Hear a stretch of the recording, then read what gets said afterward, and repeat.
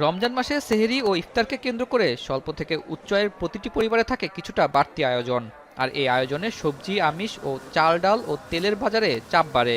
তবে এই সুযোগ কাজে লাগিয়ে অতিরিক্ত মুনাফা হাতিয়ে নেয় অসাধু ব্যবসায়ীরা। প্রতি বছর রমজান উপলক্ষে তেল, চিনি ও ছোলা সহ ৮ থেকে ১০টি পণ্যের আমদানিতে জোর দেয় সরকার। এতে কর সহ ছাড় দেওয়া হয় অনেক। কিন্তু রমজান শুরু হলে কৃত্রিম সংকট তৈরি করে সুযোগ সন্ধানীরা। এই সুযোগ কাজে লাগিয়ে দাম বাড়ায় অসাধু ব্যবসায়ীরা। তবে এবার আগে থেকেই বেশ কিছু পদক্ষেপ নেয় মন্ত্রণালয় ও বাংলাদেশ ব্যাংক। একাধিক সুবিধা দিয়ে মজুত বাড়ানো হয়েছে আমদানি হওয়া ১০ পণ্যের। এতে এসব পণ্যের আমদানি গত অক্টোবর থেকে জানুয়ারি ৮৫% পর্যন্ত বেশি হয়েছে। তাই পর্যাপ্ত মজুত থাকায় রমজানের চাহিদা বাড়ে, সেসব পণ্যের সংকট হবে না বলে জানান গভর্নর। বৃহস্পতিবার এক সংবাদ সম্মেলনে একথা জানান তিনি।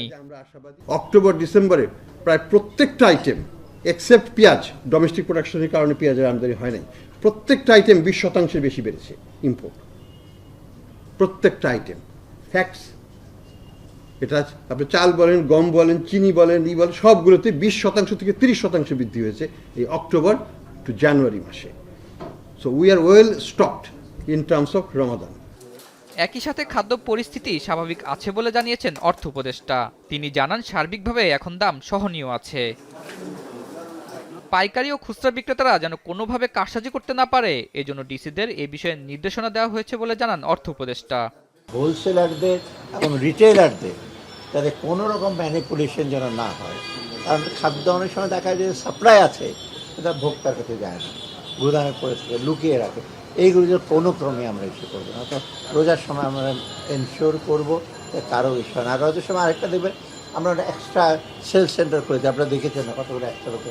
অর্থাৎ সাধারণ মানুষের যেন কোনো নিত্য প্রয়োজনীয় দ্রব্যের জন্য কোনো রকম অসুবিধা না হয়, সেটা আমরা নিশ্চিত করি।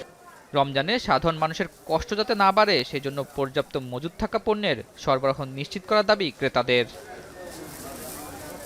আতনিয়ন, এখন, ঢাকা। শাইনি চুলে এখন হবে সব হেয়ার স্টাইল। সিল্কোর দ্বিগুণ শাইনি চুল প্রতিদিন।